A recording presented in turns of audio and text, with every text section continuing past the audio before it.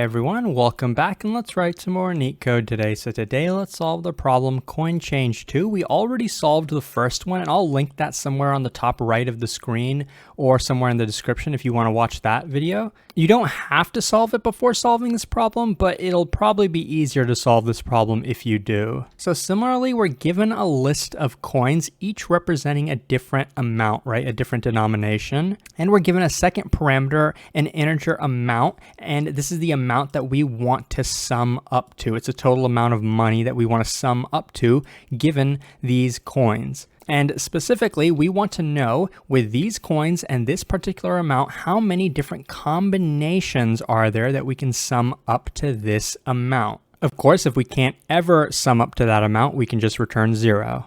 And we can assume that we have an infinite number of each type of coin, so that kind of hints to you that this is an unbounded knapsack problem, which I talk about that category of problem in one of my videos. I think it's called Top 5 Dynamic Programming Patterns, if you want to watch that video. And so this is kind of one example that they give us. And you can go ahead and read it if you want. There's 4 different ways to sum up to the amount 5 if we're given 3 coins, 1, 2, and 5. Now, when we say number of combinations, we can't reuse the same combination, right? So if we get 2, 2, 1, 2, 2, 1, these 3 coins sum up to 5. We can't just change the order and then call that a different combination. The order doesn't really matter. So now let's kind of get into the explanation. Let's talk about the brute force explanation, which is going to be exponential with c to the power of n, where c is, let's say, the number of coins that we have, and n is the total amount that we want to sum up to. That's the exponential solution. We can use memoization on that decision tree to actually get the time complexity to be big O of c times n. I'm actually just going to replace the variable c with m, so let's call it m to the power of n. That can be reduced to m times n, this time complexity. That's the best time complexity we can do. But there is one optimization with memory complexity that's pretty difficult to come up with, but I'll kind of explain it to you. So let's get into that. So same example, we're trying to get the amount 5 with these 3 coins. Let's just think about the brute force. So initially we have a sum of 0, right? We'll put that in a node. And we have decisions we can make, right? We're just gonna make 3 decisions, right? We could either choose a coin of 1, that would give our sum to be 1. We could either choose a coin of 2, that would give our sum to be 2. We could choose another coin to be 5. That would put our sum to be 5, right? And then we can continue this approach. The only thing is, how do we guarantee that we don't have duplicates? Right? Because if I go down this path and I choose another 2 and then I choose another 2, right? Here we have a 1, 2, 2. That gives us a sum of 5, so that gives us the amount that we wanted. Here we could do the same thing, couldn't we? We could get a 1 and then we could get a 2. This is the same combination of coins, just a different order, right? We don't want to get into this case, so how can we guarantee with this decision tree that we won't ever get something like that? Well, how about every time we make a decision, right? We made 3 decisions in this case. We put some rules on that decision. How about when we go down this path, we are allowed to choose, we chose a 1, right? We chose the coin 1, and we're allowed to choose any coin that we want, right? Down this path, we can continue to choose a 1, we can choose a 2, we can choose a 5 if we want. But we want to make sure that this never gets any duplicates as this one. So how can we guarantee that? How about this path can never choose a 1? How about we just don't let us choose 1s anymore down this path to make sure that we never have duplicates on the other side of the decision tree? Right? We're free to choose any 2s and any 5s that we want, but we just can't choose 1s. Hopefully it makes sense why that guarantees that we won't have duplicates, right? Because this path has at least 1, 1, right? And this path will never have any 1. So obviously, both of these paths will never have the same combination. I hope that makes sense. And similarly over here, when we choose a 5, we're gonna say that, okay, we're not allowed to choose anything except 5s, right? We can't choose 1s or 2s. That'll guarantee that these 2 are not the same, right? Because we have a 2 here and we'll never have any 2s down this path. So they'll never be the same. So that's the main idea of how I'm gonna eliminate duplicates. So now we've gotten to the point where we have the m to the power of n solution, right? The base case is going to be if we get to the amount. So you can see on this path, we already reached the amount, right? We have a total of 5. That's exactly the target that we're trying to get to. Now, let's say we chose a 5 over here, right? We chose a coin of 5. That would put our total at 7. If we go over the total amount, then we're going to stop, right? Then we're just going to return 0 and then stop going down that decision. So those are the main base cases. And by the way, how are we going to implement that idea of if we chose a 1 or chose a 2, we're not allowed to choose any other certain coins, right? We're going to be maintaining a pointer. Let's call it I. It's going to point at some index of coins, right? So if we chose a coin of 1, then our index is going to be here, right, at the coin 1. And if we chose a coin of 2, then our index I is going to be at this coin 2. And when our index is at a coin, then it basically means that we're not allowed to choose any coins with an index less than it. So basically anything on the left side of this coins array, on the left side of our pointer I, we're not allowed to choose those coins, right? So that's how I'm going to implement it in the code. And this is important because now that we actually move into the memoization solution, the memoization solution where we're going to be caching the repeated work, because when you look at this decision tree, it's going to be pretty inefficient, right? Like I said, it's going to be m to the power of n, where m is the number of decisions we can make. In other words, it's the number of coins that we have. N is the total amount, right? Because the amount is what's going to determine the height of the tree. So when we implement this recursively, let's call it DFS, we're going to pass in 2 parameters. One parameter is going to be I, which is going to tell us what index we're at in coins. It could be, any of these positions. And we're going to pass in as a second parameter, let's call it A, which is whatever the current amount happens to be. Remember, if the amount ever goes over 5, which is, the target that we're trying to do, then we're going to stop, right? So basically, the total number of possible values A could be is going to be whatever that target value is. So when you look at this, right, how many different combinations could this DFS be called? Basically, the total number of coins that we have, right, let's call that M, and the total amount that we're trying to sum up to, let's call that n. So the total possible number of ways this DFS could be called is m times n. So if we cache the repeated work, right, if we call it with the same values, we don't want to have to recalculate the same thing. If we call DFS, let's say on index 1, and let's say our amount happens to be 2, and we call this multiple times, we don't want to have to recalculate all that work, so we can do caching with that. So that's basically memoization. We're going to be putting that in memory, and then we won't have to redo that work. So at this point, we've gotten to a solution that will pass on Leetcode. The time complexity will be m times n, and the memory complexity will be the same. But now I'm going to show you the dynamic programming solution, which will actually have the exact same time and space complexity. And then I'm going to show you a slightly more advanced dynamic programming solution, which will actually reduce the memory to, instead of being O of m times n, it'll actually be O of n. This is one of the reasons why dynamic programming is important, because sometimes the dynamic programming solution can actually be more efficient than the recursive memoization solution. So if you want to check that out, continue. So now let's do the dynamic programming solution. You can see I drew a 2D grid where we have one dimension being the amount, the, from 0 all the way up to 5, and one dimension being the coin. We had 3 different coins, 1, 2, 3. And we know the base case is if the amount is 0, right? And what value are we going to put in here when the amount is 0? How many different combinations is it that we can sum up to 0? Well, the base case is, let's just put it as 1, right? Because that's what's going to make the math work out, and it kind of makes sense, right? How many ways can you sum up to 0? Just 1, right? Regardless of which coin we start at. So what does this position mean? It means that if we could only choose from this single coin 5, how many different ways could we sum up to 0? It's going to be 1 different way, right? And this position is going to mean if we had 2 coins available to us, 2 and 5, how many ways could we sum up to the amount 0? It's going to be 1, right? And so on and so on. For an arbitrary position like this, the question is, how many different ways can we sum up to the amount 3 using these 2 coins? From here, it would be using these 3 coins, right? So what order would it make sense to compute these values? Probably bottom up, right? That's why they call this bottom up dynamic programming. We're going to start here and compute the value that goes here. Then we're going to compute the value that goes here, and then start from here, and then do the same. And looking at it, since we're doing it in this order, you're probably thinking I probably should have, rotated this. Instead, I should have put the amount over here and the coins over here, because then we could actually compute it like this. And you're right, but there's actually a way that we can compute it like this. that I'm going to show you, and actually this way, if we do it in this order, is going to be better memory complexity. Let me show you why that's the case though. So let's say starting from this position, right? We're trying to sum up to the amount 1. If we use a coin, we can only choose one coin that's available to us, right? We can choose a 5 coin. What happens if we use a 5 coin? Then our amount that we're trying to sum up to is going to be 1 minus 5, right? That's going to put us at -4.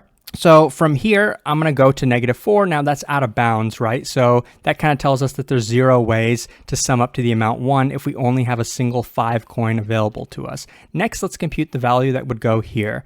So we have 2 choices in this case, actually, because now we have 2 coins available to us. So we can choose to use the 2 coin. What happens if we use the 2 coin? Well, then our amount 1 is going to be 1 minus 2, which is going to be -1, right? So, if we're trying to get the value here, then, our arrow is going to go over here out of bounds, which is negative, right? So that doesn't work. And that's if we choose the 2 coin. If we choose the 5 coin, what are we going to do? Well, then we're just going to look directly below us because we're still solving the same problem, amount equals 1. But in this case, we're choosing not to use the 2 coin. We're just going to use the 5 coin. But we see that that's a 0 value down here. So in the end, we'll also end up putting a 0 here. And from here, we're going to do the same thing. In this case, we have 3 coins available to us. If we use a 1 coin, what is that going to put us? Well, we're trying to get to the amount 1. If we use a 1 coin, we'll do 1 minus 1 equals 0. So, okay, then from here, we're going to, go to the spot that has a value of 0, right? That's directly to the right of us, right? That's where 0 is. So then we're going to take this value,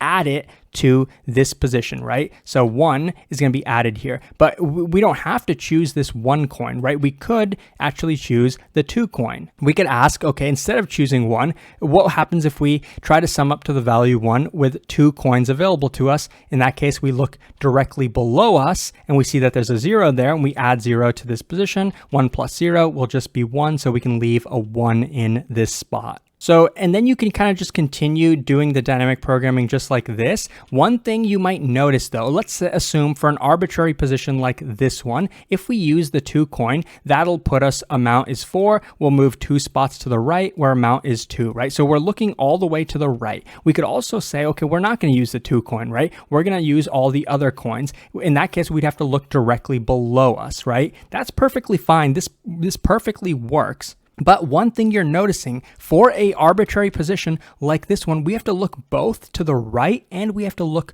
below. What does that mean? That means potentially we have to have the entire 2-dimensional array in memory, because when we're looking directly to the right of us, we're not just looking 1 spot. We could be looking 2 spots, 3 spots, 5 spots, right? Depending on what coin value we have. So in that case, we're going to have this entire 2-dimensional grid in memory. There's actually a different way we can do this problem if we compute this in this order, right? From here. In that way, we won't have to have the entire grid in memory. We will only have to have up to 2 rows, 2 rows like these. We'll only have to have up to 2 rows in memory, and a row will only be as large as whatever the max amount happens to be, which means the overall memory complexity in that case will be big O of n. Now, you probably don't need this solution to pass your interview unless it's like a super hard interview and your interviewer is looking for it, but I'll show you both of the solutions anyway. I'll show you the code for this solution and the code for the memory solution of O of m by n. Okay, so in this spot, we're asking the same question. If we only have 1 coin available to us, can we sum it to the amount 1? We can't, right? Because then we go out of bounds. So in this case, let's just put a 0. Okay, ask the next question. If we're summing up to amount 2 with just 1 coin available to us, can we sum up to that amount? No, of course we can't, right? So, and that's going to be true for this position, right? Can't sum up to 3, can't sum up to 4 either. But once we finally get to 5 with a single coin of 5, well, what's going to happen? Okay, we use our coin of 5, right? So that means we look 5 spots all the way to the right, and over here in this spot, we find a 1 is waiting for us, right? That's our base case. That's where amount is equal to 0. So we take that 1 and then we add it in this spot, right? So now we've done that. So there's one way to compute the amount of 5 if we only have a single coin available to us. But remember, the actual problem that we're trying to solve is all the way in the top left corner. If we had all 3 coins available to us, because we do, we have an unlimited supply of all 3 coins available to us. So how many combinations can we do to get to this amount 5? Well, let's continue row by row, just like I mentioned, right? So now we will need to keep this row in memory for us to be able to compute this row. But once we're computing this row, we actually won't need this bottom row in memory anymore. And I'll show you why that's the case. So now if we had 2 coins available to us, how many ways could we sum up to the amount 1? Well, if we use a 2 coin, we'll go 2 spots to the right, which is out of bounds, so we don't put anything, right? So far, we're at 0. So if we choose not to use the 2 coin and we say, okay, we're just going to use all the remaining coins, then we look directly below us. Again, we find a 0. So in this spot, we say that there are 0 ways to sum up to the amount 1 if we have these 2 coins available to us, which makes sense, right? There's no way you can get a 1 if you have a 2 and a 5 available to you. Now let's do it in this spot. So if we use the 2 coin in this spot, we'll move 2 spots to the right, which we find a 1 here, right? So we can add a 1 here. If we choose not to use the 2 coin, we look directly below us, which is a 0, so we don't do anything in that case, right? So we leave a 1 here. There's one way to sum up to the amount 2 with these 2 coins available to us. And now I'm going to start going fast because I don't want to waste too much of your time. So in this spot, we're going to look directly 2 spots to the right, which is a 0, or we're going to look directly down, and that's a 0. So we'll still put 0 here. Notice how we're looking multiple spots to the right, but that's okay because we have this row in memory. But when we look down, we're never going to look multiple spots down. That's the key. That's why we only need O of n extra memory. So let's continue. So from amount 4, we're going to look 2 spots to the right. There's a 1, or we'll look down. That's a 0. So we put 1 plus 0, 1 here. Here, again, 2 spots to the right. That's a 0. Or 1 spot down. That's a 1. So 1 plus 0, we get a 1. Let's continue. So from here, we'll look 1 spot directly to the right. That's 1. We'll look down. That's 0. So we'll put a 1 here. Again, from here, we'll look 1 spot to the right. That's a 1. We'll look 1 spot down. Now we get a 2, right? Because we're adding these 2 values together. That makes sense, right? Because amount 2, how many different ways could we sum up to this amount 2 if we had all 3 coins available to us? There are 2 ways, right? And from here, we'll look directly to the right by 1, 2 plus directly below. That's 0. So we'll put a 2 here. From here, again, directly to the right, directly below, 1 plus 2, that's going to be 3. And from here, again, directly to the right and directly below, that's going to be 4. So we got a solution of 4. Is that correct? Well, when you come back and look at the problem description with that example, yeah, that's what the amount was. That's good. Now we're ready to dive into the code. Okay, so now let's jump into the code, and since this video is probably already too long, I don't want to spend too much time coding it up, so let me just show you the code, and it will be in the description this time if you want to copy and paste it or take a look at it. So this is the recursive solution. The time and space complexity is big O of n times m, just like I mentioned in the explanation. You can see that we have a cache. In this case, the cache is the hash map. The base case is just as I mentioned, right? So 1 is if we actually get to the target amount that we're looking for. Remember, we're passing in 2 variables, the index and the amount A. If we get to the target amount, then we're going to return 1. If we go over the target amount, that means we cannot possibly sum up to the amount. We return 0. If we go out of bounds, meaning I is out of bounds, right? That basically means now we decided that we don't have any coins available to us.